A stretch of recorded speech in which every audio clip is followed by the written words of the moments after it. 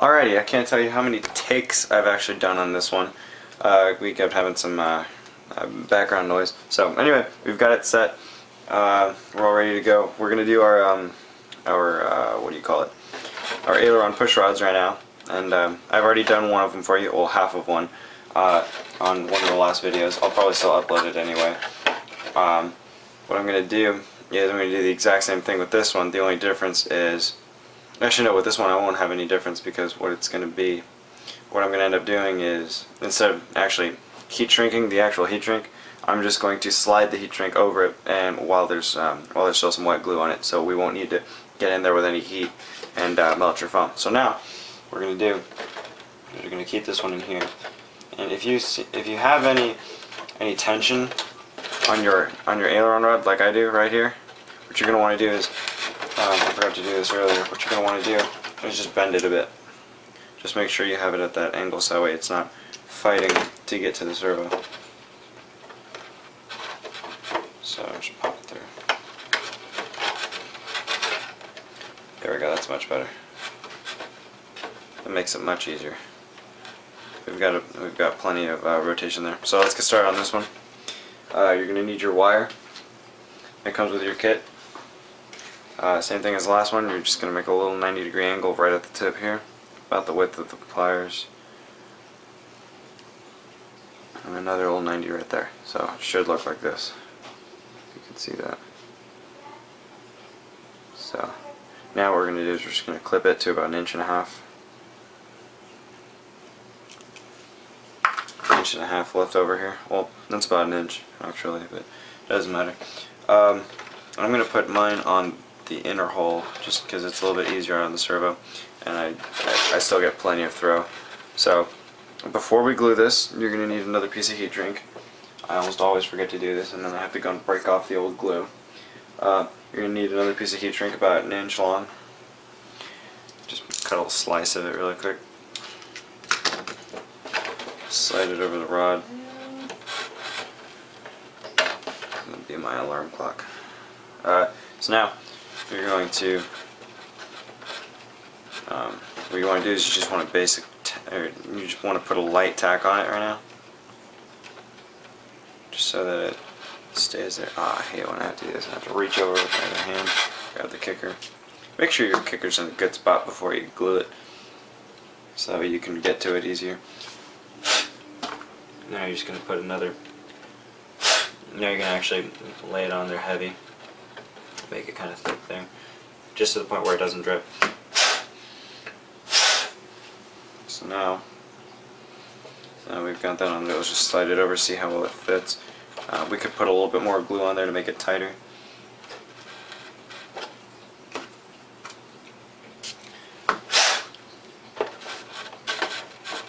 That feels much better. Now you can actually slide it on, and it's a little thick too.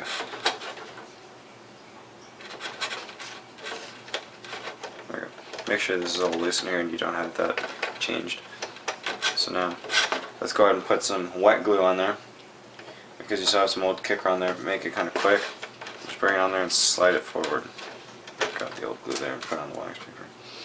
Just kicker that sucker.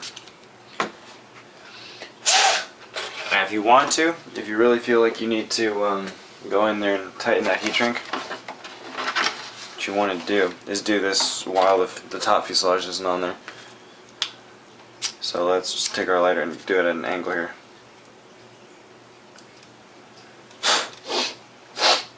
There we go. There we go, that's good. Yeah, you gotta be careful, that kicker's flammable. So is the heat shrink, but it's black, so you won't notice anything. Let's go over to the other side. Take the same rod we had from last time, and we're going to cut it to length. Oh, I lied. I already have one cut, and it is right here. Whew. I hate cutting into the carbon. It's fine just the way it is. So now, let's make another Z-bend with the wire that we have.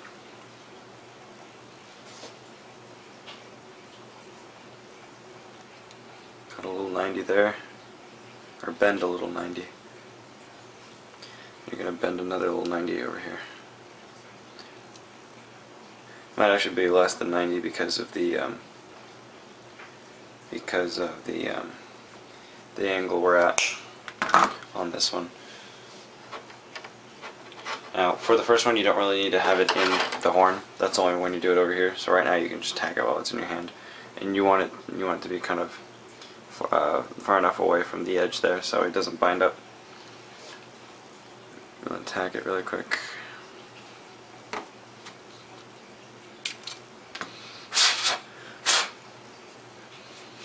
That's it for a second. Grab the glue again. Lay it on there kind of thick. If you can see that. Sorry if I keep going out of the area there. I'll bring this over here so you can see what I'm doing. So now let's grab our heat shrink again, and let's cut another little slice, about 1 inch long. Slide that on there. Let's see how tight it is.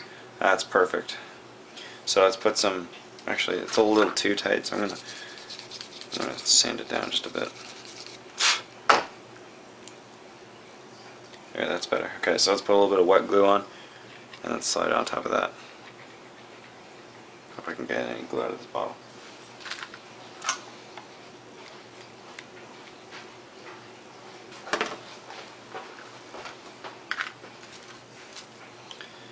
Now that we've got that on there, just gonna put a little drop on top and slide over the wet glue. Get rid of that extra drop.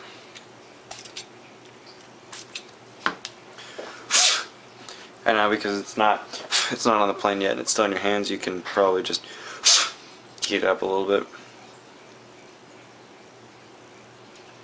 Note that the kicker is very flammable, so make sure you've got enough of it off.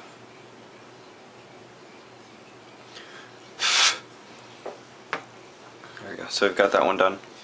Now, let's put this one on this side. When you do this, the second you put this in here, because I always tend to forget, what I want to do now that I have that on there, we're going to cut another slice of heat shrink and do it right away so we don't forget. Slide it on over the rod. Can't tell you how many times I've forgotten to do this step. Let me just check the camera really quick, see where we're at.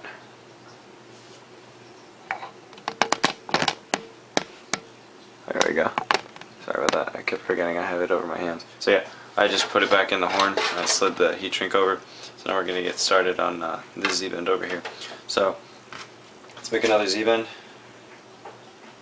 I'll have plenty left over on my wire here, even though I made a little bit of a goof up on the wheels.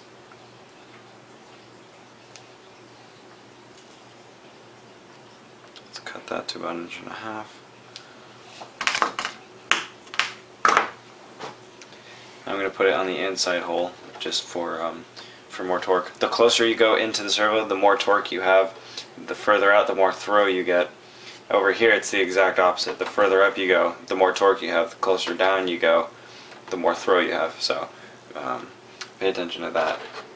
So I prefer to get more torque on the servo, so I bring it in a little bit closer, especially because I have a big horn on here, so I don't need all that crazy throw. I get 90 anyways. I love 90 so much. So much. There we go. Let's go back in there. Now that we put a little dab on there, we're going to put another, we're going to lay it on there fat.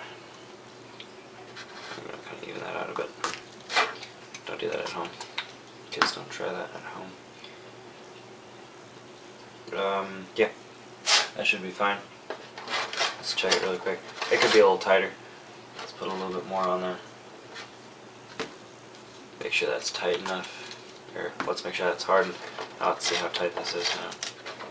Oh well. Okay, well, the glue is still a bit wet, so that's actually fine the way it is.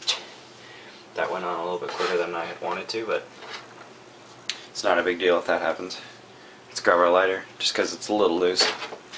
And always angle the foam this way so he goes up, not towards the foam.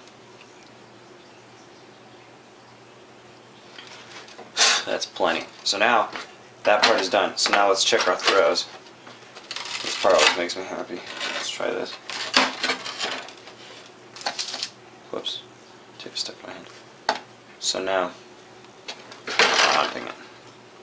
Let's check our throws. Yes. That is what I like right there. Although I can never figure out how to get, oh, never mind. I can never figure out how to get 90 on both sides. Like right now I've got a little bit less here, and I've got more like 80 over here. In flight, or right now on a stop position, I've got about 90, but in flight it's more like 80, 85 because of blowback, the blowback factor. And once you go to 90, you have no torque right now. So if you can see this, 90 doesn't always mean great responsiveness. So 90 just means it's, especially when we do variable pitch props, stuff like that, they blow back to 90 at this point right here. So as long as the plane is capable of doing 90, I'm not going to worry about it.